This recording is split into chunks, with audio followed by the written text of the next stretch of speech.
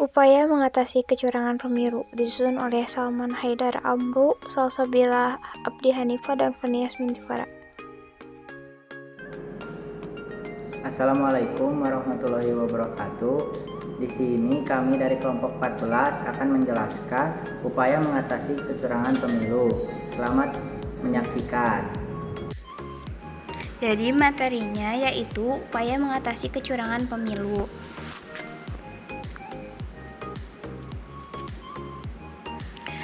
Nah, pemilu ini termasuk ke dalam Pancasila, yaitu Pancasila keempat, yang berbunyi kerakyatan yang dipimpin oleh hikmat kebijaksanaan dalam permusyawaratan perwakilan. Sila ini mencerminkan keterlibatan rakyat dalam menjalankan urusan negara maupun pemerintahan, dan juga termasuk ke dalam Undang-Undang Dasar 1945, yaitu alinea keempat,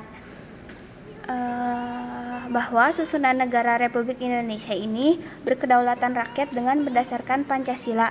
Pada pasal 1 ayat 2 Undang-Undang Dasar 1945 mengartikan kedaulatan rakyat, di mana rakyat sebagai pemegang kedaulatan dan pemegang kekuasaan tertinggi dalam penyelenggaraan suatu negara. Lanjut. Apakah validasi daftar pemilihan tetap dapat dipandang sebagai perwujudan pemilu yang langsung, umum, bebas, rahasia, dan jujur dan adil?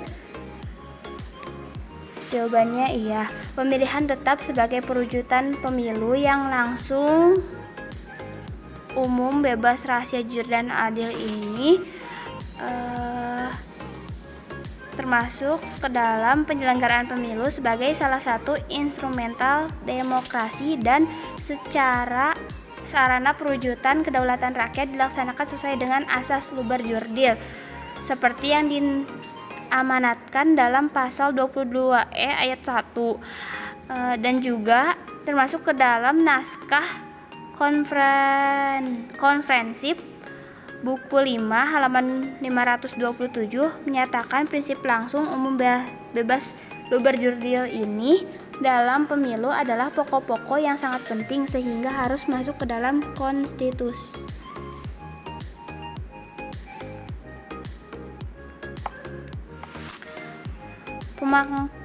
Selanjutnya itu pemaknaan lubar jurdil sebagai berikut.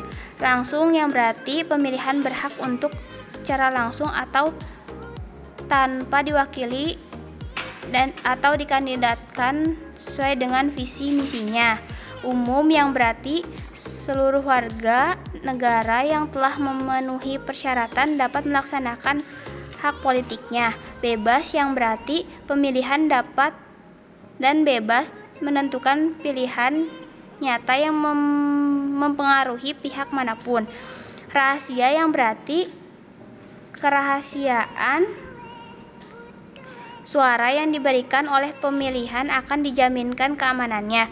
Jujur yang berarti seluruh lembaga menyelenggarakan pemilu bertindak jujur sesuai dengan peraturan perundang-undangan. Adil yang berarti perlakuan yang sama bagi pemilih secara serta peserta pemilu. Selanjutnya dilanjutkan oleh Salman. Baik, selanjutnya pasal 22 ayat 1 Undang-Undang Dasar 1945. Asas langsung yang berarti seorang pemilih harus memilih secara langsung, tidak boleh diwakilkan oleh siapapun. Yang kedua, asas umum yang berarti setiap warga negara memiliki hak yang sama, yaitu hak untuk memilih dan dipilih.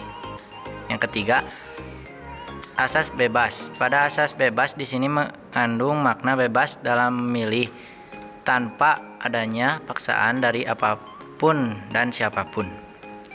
Yang keempat, asas rahasia. Di sini mengandung artian setiap orang yang menggunakan hak suaranya akan dijamin kerahasiaannya terdapat apa yang dipilihnya. Yang kelima, asas jujur. Dalam asas jujur di sini mengandung arti bahwa semua orang yang terlibat di dalam pemilu harus jujur. Dalam penggunaan asas jujur ini dilakukan dari awal hingga akhir pada proses pemilu. Yang keenam, asas adil mempunyai arti bahwa semua yang terlibat dalam pemilu haruslah memiliki hak yang sama. Lanjut. Mekanisme penetapan daftar pemilih tetap adalah sebagai berikut. Yang pertama, penyandingan daftar pemilih tetap atau DPT terakhir dan data penduduk potensial pemilu atau DP4 oleh KPU RI.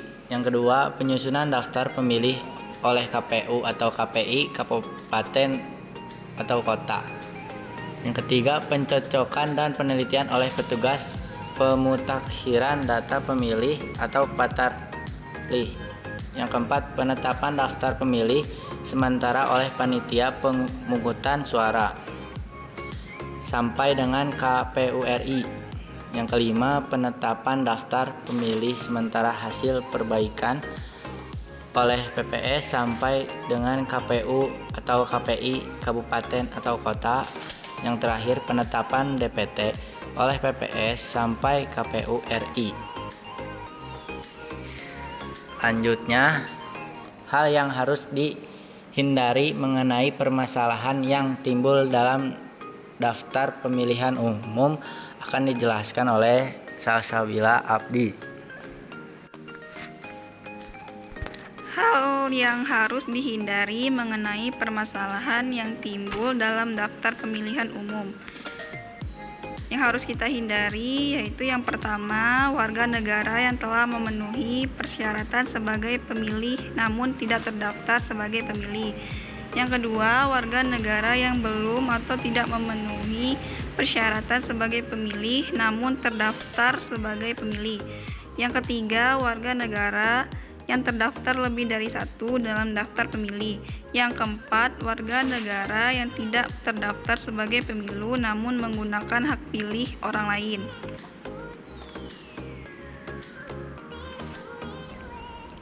Sejatinya korelasi antara penyelenggaraan pemilu dengan validitas daftar pemilih tetap dapat ditelaah melalui asas Luber dan Jurdil yang merupakan satu kesatuan yang tidak dapat dipisahkan. Legitimasi yang dimaksud adalah cara-cara pelaksanaan pemilu, sedangkan proses penetapan daftar pemilih tetap dapat dikategorikan sebagai salah satu cara dalam penyelenggaraan pemilu. Untuk mengatasi permasalahan tersebut, telah dilakukan mekanisme pengawasan oleh KPU dan Bawas untuk menunjang validitas daftar pemilih tetap.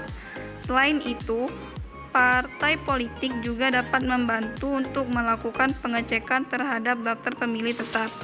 Putusan Mahkamah Konstitusi yang diberlakukan bagi warga negara yang memenuhi persyaratan sebagai pemilih namun tidak terdaftar dalam daftar pemilih tetap agar penyelenggaraan pemilu dapat berjalan sesuai dengan asas Luber, Jurdil demi mencapai demokrasi.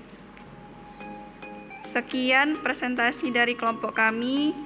Kami ucapkan wassalamualaikum warahmatullahi wabarakatuh.